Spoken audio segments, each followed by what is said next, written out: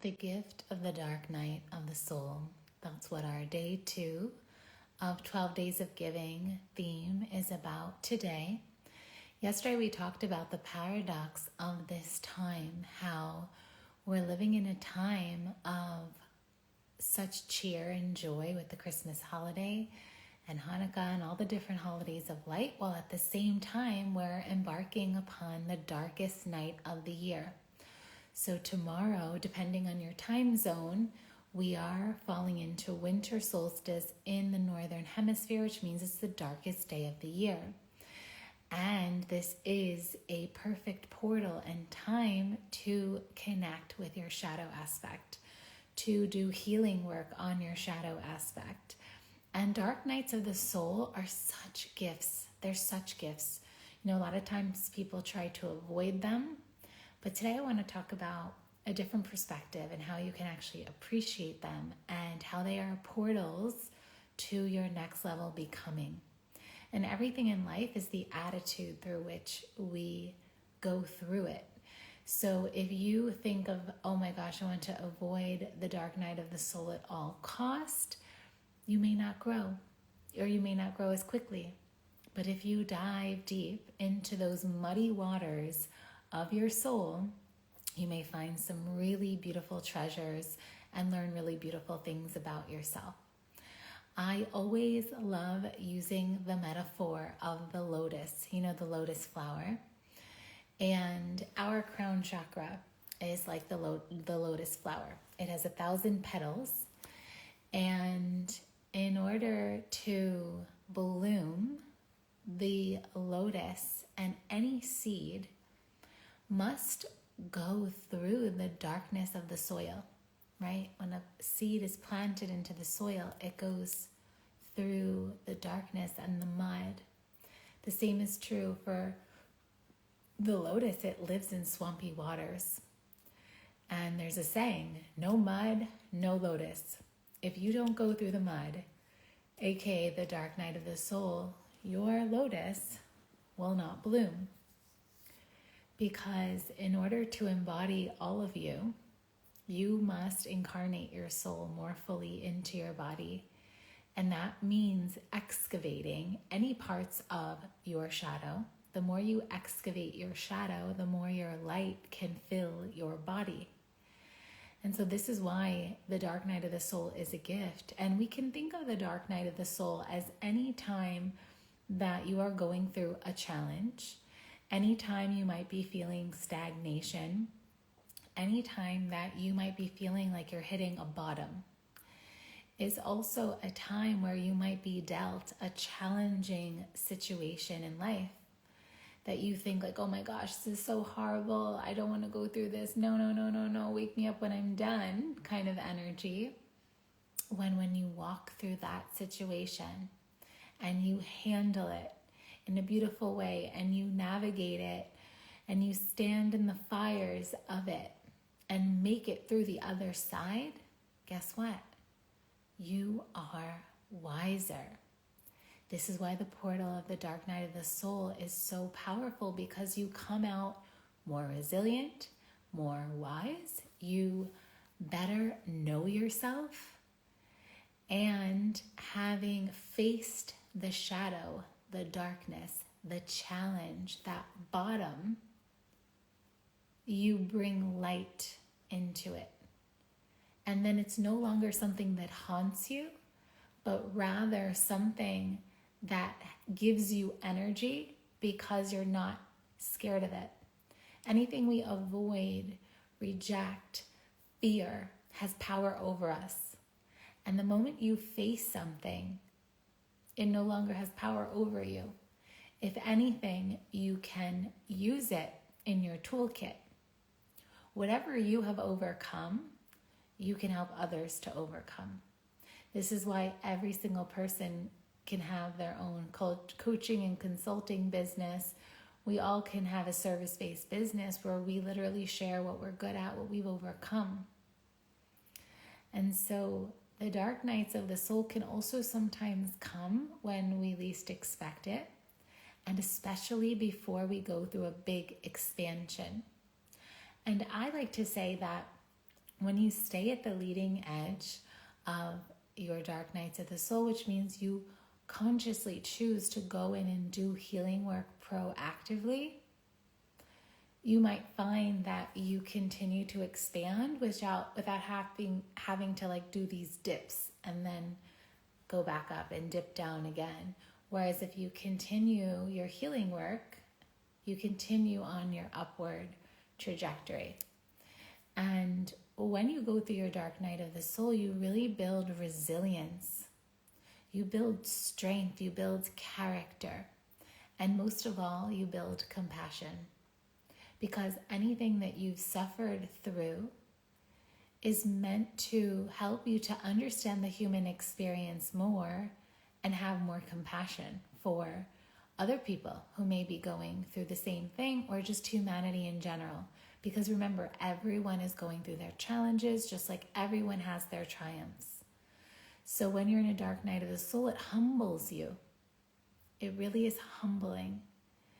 And as you incarnate more fully and deeply into your body, you must touch the recesses and the shadows and the places that you brush things under the rug and clean all of that out.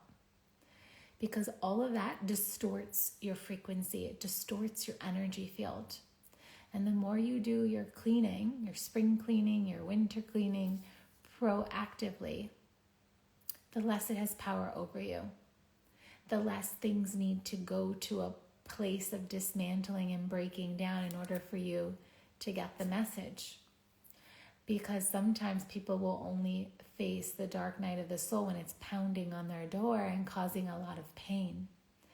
And so when people aren't listening, for example, you may get a message at some point in your life. It's time for a change, a big change. Maybe you need to change your job. Maybe you need to change where you live. Maybe you need to change relationships. And for whatever reason, you're not doing it. You know you want to, and you know you have to, and you know you should, but you just are like, I'm just going to ignore that. I'm just not going to look over there. And then it comes knocking and knocking louder. And then all of a sudden you're fired from your job. Your partner breaks up with you, and then you lose your house. And then it's like, well, we told you to move. We were sending you nudges, intuitive hits, divine downloads, synchronicities to let you know, like, hey, make a change. Hey, it's time to share your gifts more. Hey, pay attention, right? And so your guides, God, the divine, the universe, Mother, Father, God, they're speaking to you all the time. It's just a matter if you're actually listening or not. And I hope you're listening. It's when we don't listen that the dark night of the soul comes upon us.